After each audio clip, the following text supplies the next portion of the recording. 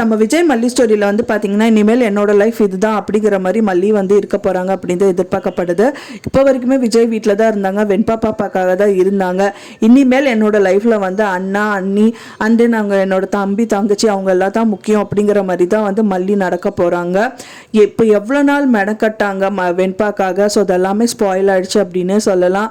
அவங்கள வந்து வெறுக்க வைக்கணும் அப்படிங்கிறதுக்காக கடைசி மொமெண்ட்டில் வந்துட்டு அந்த பாரதியார் வேஷம் போடாமையே வந்து விடணும் அப்படிங்கறதுக்காகவே அந்த விஷயங்கள் எல்லாமே பண்ணாங்க.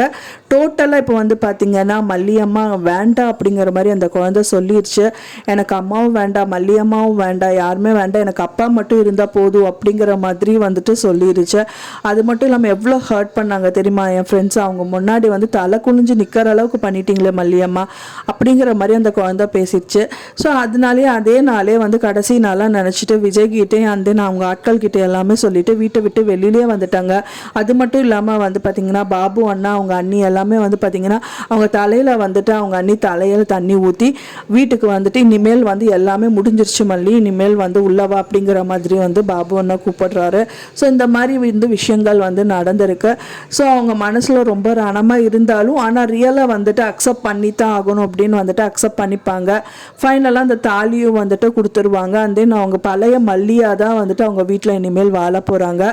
ஊராட்கள் எல்லாம் பேசினதெல்லாம் வந்துட்டு இல்லை அப்படின்னு சொல்லிட்டு அவங்களே ப்ரூவ் பண்ணிட்டாங்க. விஜய் வந்து ஹெல்ப் பண்ணுவாங்க அப்படிங்கிற மாதிரியெல்லாம் நம்ம நினச்சோம், பஞ்சாயத்து வைப்பாங்க அப்படின்னு நினச்சோம். ஸோ அதுக்கு முன்னாடியே மல்லியே யார் அப்படின்னு சொல்லிட்டு காமிச்சிட்டு வந்துட்டாங்க அப்படின்னே சொல்லலாம்.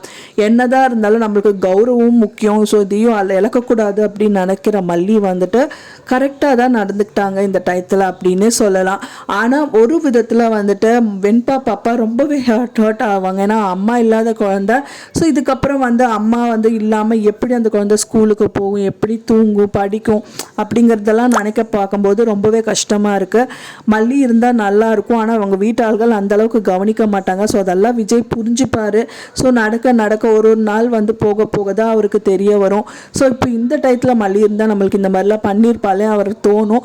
ஸோ அப்போ தான் வந்துட்டு இவங்க வந்து கூட்டிகிட்டு வரக்கு சான்சஸ் இருக்குது. எப்படி நடக்கலாம் அப்படிங்கிறது வெயிட் பண்ணி பார்க்கலாம் ஃப்ரெண்ட்ஸ். நான் சொன்ன இந்த தகவல் உங்களுக்கு பிடிச்சிருக்கும்னு நினைக்கிறேன் ஃப்ரெண்ட்ஸ். பிடிச்சிருந்தா மறக்காமல் லைக் பண்ணுங்கள், ஷேர் பண்ணுங்கள், கமெண்ட் பண்ணுங்கள். மேலும் இன்னொரு மல்லி சீரியல் அப்டேட்டோட நெக்ஸ்ட் மீட் பண்ணுறேன். தேங்க்ஸ் ஃபார் வாட்சிங் மை வீடியோ ஃப்ரெண்ட்ஸ். நெக்ஸ்ட் வீடியோவில் பார்க்கலாம்.